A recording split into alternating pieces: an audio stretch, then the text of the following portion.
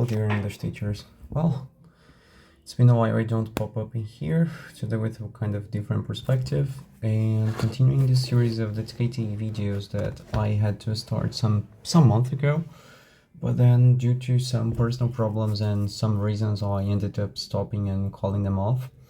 But here we are today to talk about Lexis. Yes, if you have the book preparing for the TKT modules 1, 2 and 3, the unit 2 talks about Lexis, which is precisely this part in here. And today we'll be covering what Lexis is, key concepts about it, also how we can deal with it in terms of teaching, and last but not least, a kind of mock activity. So, according to the Cambridge book regarding the TKT, it defers Lexis as the individual words or set of words. For example, tree, get up, first of all, all's well that ends well. And they are units of vocabulary which have a specific meaning. And then something that is pivotal for us to bear in mind while we'll be talking about Lexis is that it deals mainly with vocabulary, as we always say, like, oh, I'm teaching a vocabulary lesson today. But if you take the CELTA or if you're getting ready to dive into the TKT modules, they won't refer to it as vocabulary, but rather to Lexis. All right? Then we have here some key concepts that Cambridge asks us to be bearing in mind while considering Lexis. There's the meaning behind the vocabulary item, as always. So, for example, if you think of a pen is an object that is used to write by using ink, for example. So we'll be always dealing with its denotation, as we can say, its denotative meaning, which is basically this literal meaning. But if we stop to think a little bit, as we have in here, so we had the vocabulary item, and then we have these denotative and figurative meaning, or you can also say connotative, as we deal with denotation and connotation. So remember that whenever we talk about denotation or the denotative meaning of a lexical word, we're talking about its literal meaning. So headphones, something people use to listen to music, for example. But when we talk about connotative meaning or a figurative meaning, we are talking about something in a figurative way. So it's not literally what we have. So for example, if I say, oh my gosh, I could eat a horse today. So not literally a horse, but I could eat a lot. So one thing that Katie asks you to analyze is, like, it gives you a text, the majority of the parts, and then you have to identify what meaning it has. So what kind of lexical concept are we dealing with? So denotation, the literal meaning, and connotation, the figurative meaning. All right. Also, bear in mind that meaning in a particular context is something that you could consider. Because, for example, although I have a denotative meaning, if I talk about a tree, for example, everybody has an idea of what a tree is. But if I say, we couldn't see the house because of the tall trees in front of it, so we kind of have the same idea of how tall the trees were because they were like covering a house.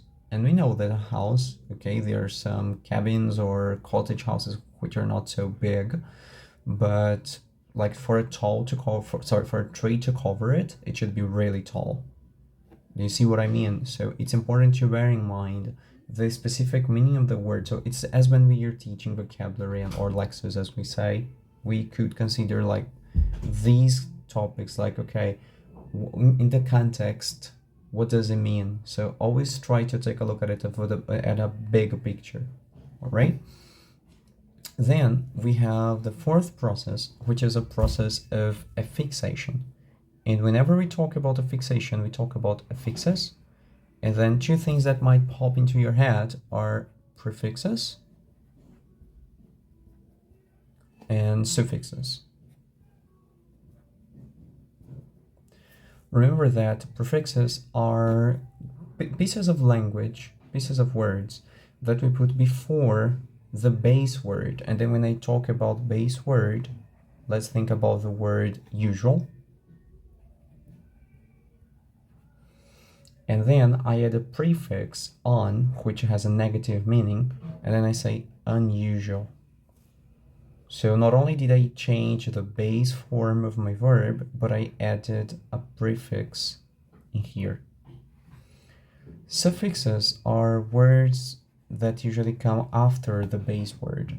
So if I have the word usual again, and then I add ly, and then I say usually, I changed its meaning to something else, in this case an adverb, as I added ly at the end. So this process is what we call a fixation, adding prefixes or suffixes to changing the meaning, many times also the part of speech of a word. Because for instance, if I have the word teach, that is a verb, and then I do this word formation task and then I make it up as a teacher, so the verb teach is a verb. That's its part of speech.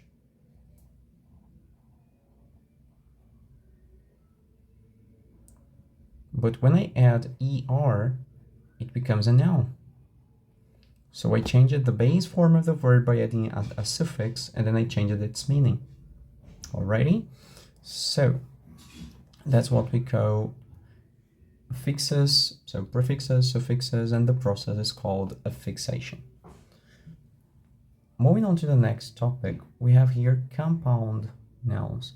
And then we should be very aware with that, because compound nouns are two words or maybe three words that are joined together, two nouns that are joined together, and they have a kind of different meaning.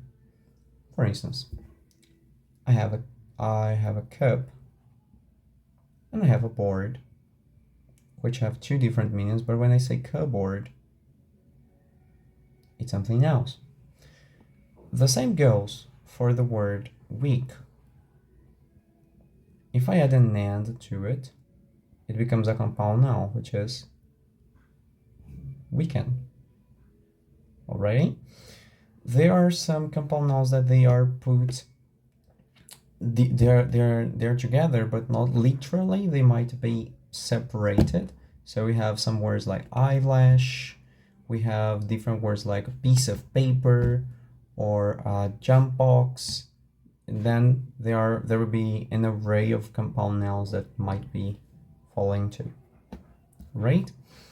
After that, we have what we call collocations, and this is one of the most difficult things for students to work with, at least to deal with. So whenever we talk about collocations, remember that they are words that usually come together. So when I think about go, when I say the word go, there might be something that goes to your mind. For instance, set a go, achieve a go, etc. The same goes to other pieces of language. So water, drink water, sell water, etc. And then we have idioms, which are words that fixed expressions or semi-fixed expressions that are put together, but they still have a different meaning they do have a connotative meaning, because they do not mean what they really are. Because if I say, for instance, I was teaching here and out of the blue, my wife stepped in here. So out of the blue, I was here and out of the blue, my wife stepped in here. And then I was like, okay, out of the blue, what does it mean? So suddenly. So notice that these semi-fixed or fixed expressions, they do mean something different from what their denotative meaning would be. Then we have chunks, which are words that are basically semi-fixed expressions and set of words that we learn together. For example, a piece of paper. We don't say, I don't know, a bunch of papers. Usually, it's much more common to see a piece of paper. Easy peasy. So these are the kind of things, those set of words that usually come together. It's pretty similar to collocations, but collocations you might have an array of them, whereas chunks, they are semi-fixed expressions. So this is the 9th concept that the TKT requires you to kind of know. After that, I'm almost hitting an end, don't worry. So after that, we have two ones that I think that they are pretty important to know, and to know how to differentiate them in the context. So for example, those are lexical sets and word families. And students are always like, teachers in this case, like, okay, what's the difference between a lexical set and a word family?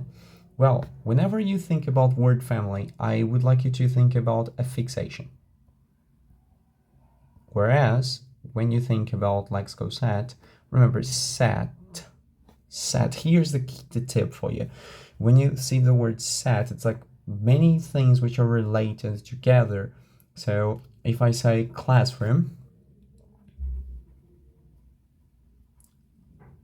a lexical set for classroom would be pen, teacher, student, etc.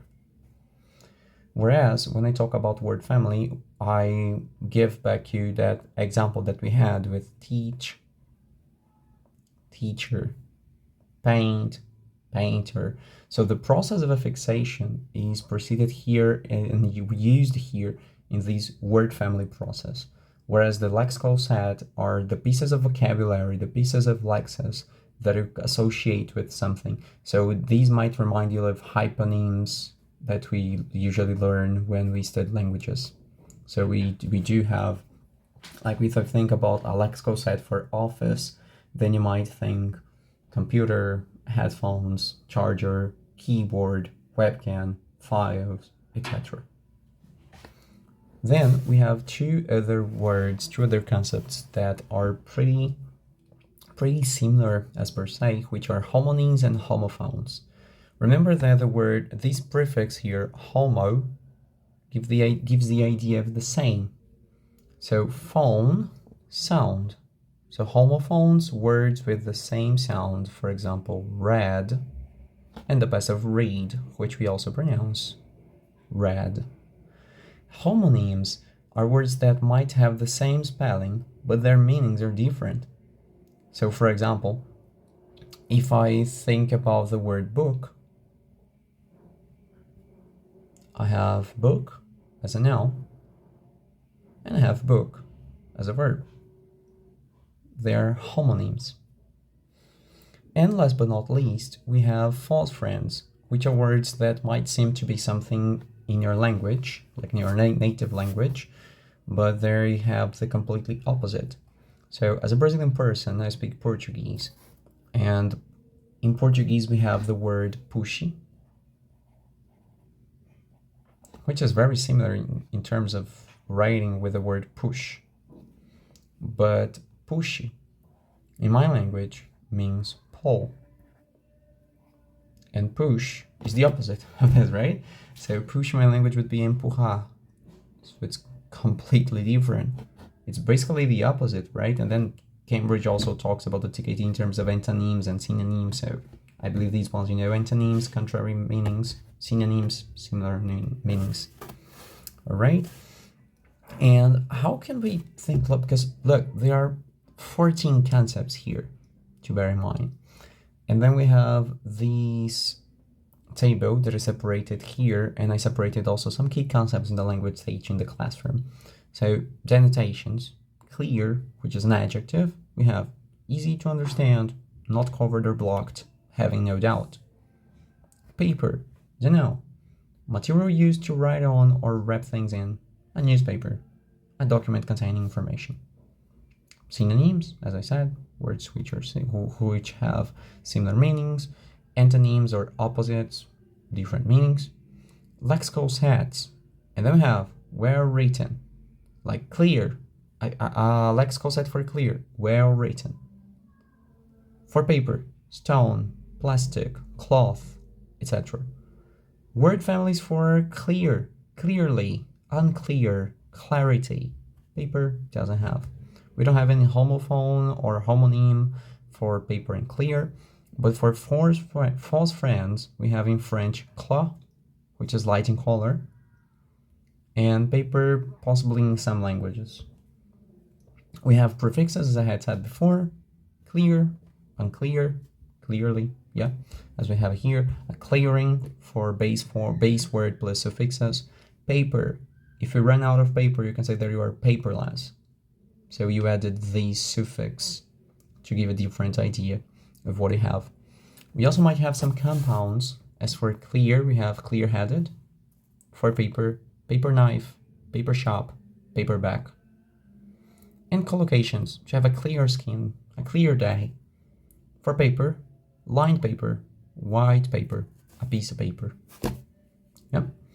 So I hope this was very insightful for you, and then let's talk about how can we teach vocabulary in a classroom. And then I separated here some 3 points that I think that would be very interesting to bear in mind. The first one is what we call the MFP or MPF.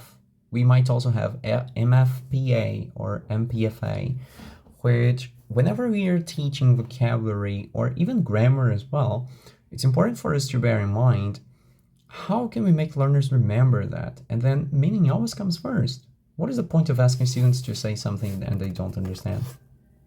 Think about it. Well, MFP stands for meaning, form,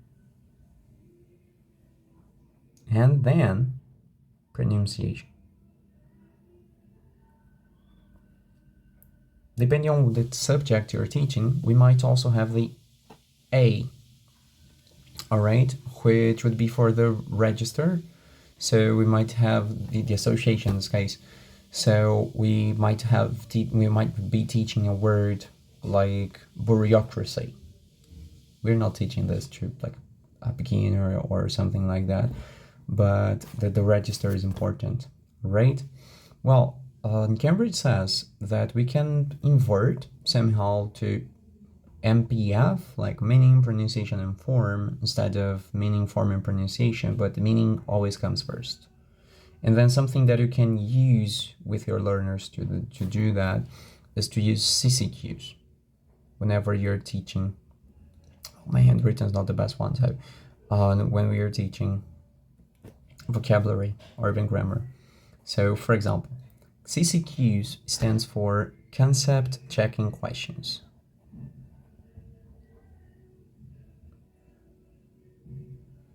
When we go to Module 2, we'll be talking a bit more about it. So concept checking questions, and these are things that we can use to check meaning of words.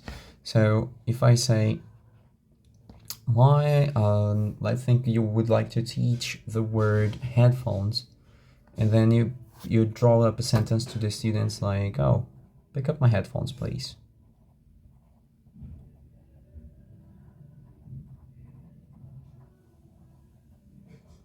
And here's something that it's pretty interesting, because in the CELTA, I learned that we're not supposed to use the key language, the target language that we'd like to teach, but I've already heard somebody else saying, oh, we can use it, it's not a problem, so it's up to you.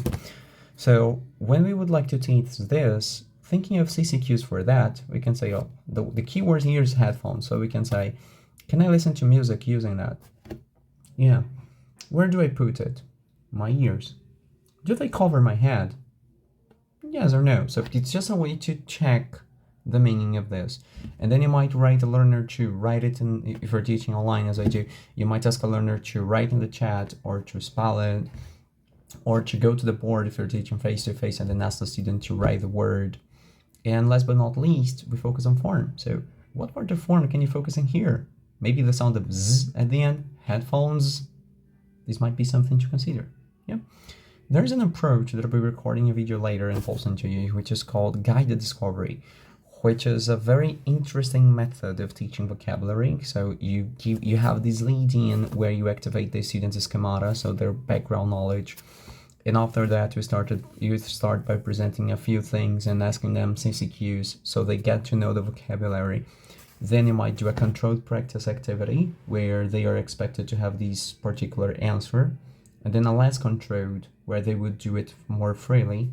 And last but not least, a freer practice, where the students would put into practice what they had learned so far. And then you might be wondering, okay, but what I see is that I use the English file, for instance, And then I see that there are tons of vocabulary that I need to cover with my students, and how can I consolidate that?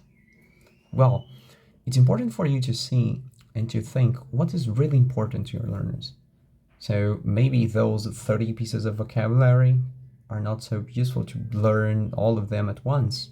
Perhaps you should break them into 8, maybe into 5, and then little by little you can increase the vocabulary that you're doing with your learners. So think about it. Try to use more controlled practice activities so they might have these control and learn these things, and after that you can decrease this scaffolding that you're doing, the support that you're given.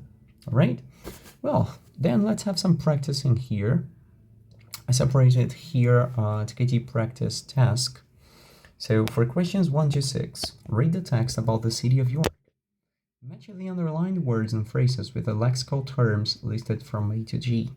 There's one extra option which you do not need to use. Here, take care of that, all right? There is one extra option which you do not need to use. So here we have the lexical terms: compounds, word family, lexical set, multi-word verb, synonym, word with suffix, word with prefix, and then we have the text. Well, start to look here at the text. You can pause the video, read it. I'll just wait here a bit. I can read the text for you and then we can dive on it. So, if you're looking for a cultural experience or a weekend break, then visit York and be inspired.